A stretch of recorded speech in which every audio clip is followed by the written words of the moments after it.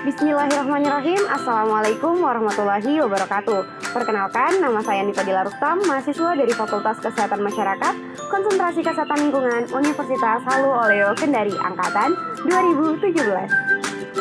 Baik, pada kesempatan ini saya akan membahas jurnal dengan judul Keanekaragaman Anopheles dalam Ekosistem Hutan dan Resiko Terjadinya Penularan Malaria di Beberapa Provinsi di Indonesia.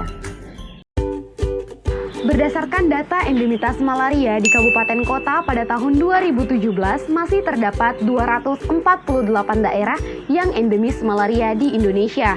Salah satu faktor yang mempengaruhi kejadian malaria ini adalah keberadaan vektor.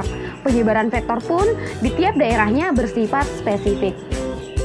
Penyebaran vektor malaria berbeda-beda pada setiap ekosistem. Hutan merupakan salah satu ekosistem yang mendukung tempat terbentuknya lingkungan perkembangbiakan vektor malaria.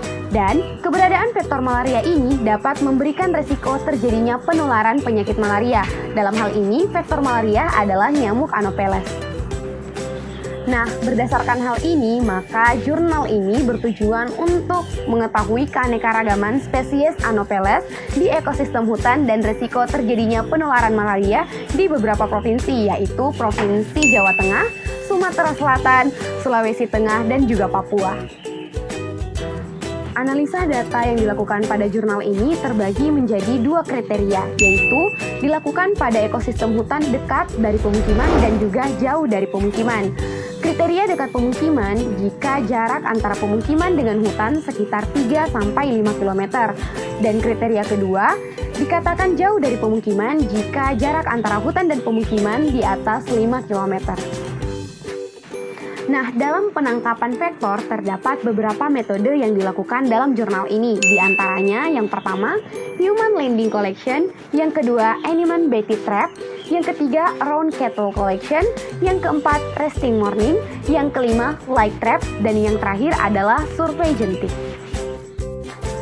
Hasil dari jurnal ini menunjukkan bahwa di daerah Jawa Tengah terdapat beberapa spesies Anopheles, yaitu Anopheles aconitus, Anopheles mucalatus, Anopheles kochi, Anopheles fagus, Anopheles annularis, Anopheles barbirotris, Anopheles leucospirus, Anopheles balabicensis, Anopheles subpictus, dan Anopheles indefinitus.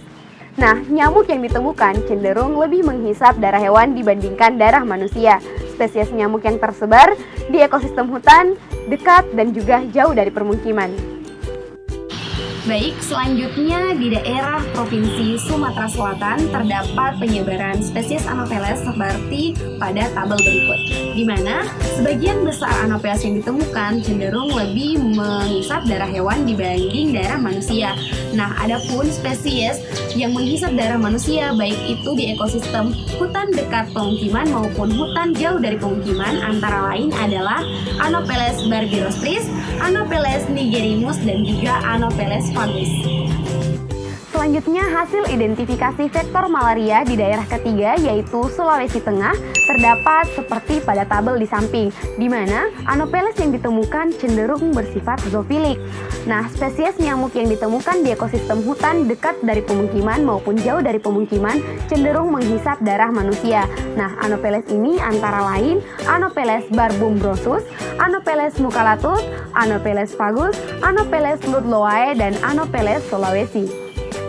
Selanjutnya, daerah keempat yaitu Provinsi Papua. Penyebaran Anopheles dapat dilihat lagi pada tabel di samping, di mana nyamuk yang tertangkap di ekosistem hutan dekat dari permukiman dan jauh dari pemukiman di Provinsi Papua antara lain adalah Anopheles farauti, Anopheles coliensis, Anopheles punctulatus, Anopheles annulatus, Anopheles longirostris, Anopheles bancrofi, dan Anopheles meraukensis.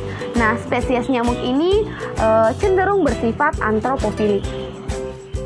Nah, kesimpulan dari jurnal ini yaitu keberadaan hutan menjadi resiko terjadinya penularan malaria di Provinsi Jawa Tengah, Sulawesi Tengah, Sumatera Selatan, dan juga Provinsi Papua, yang dimana tiap daerahnya terdapat spesies Anopheles yang berbeda-beda.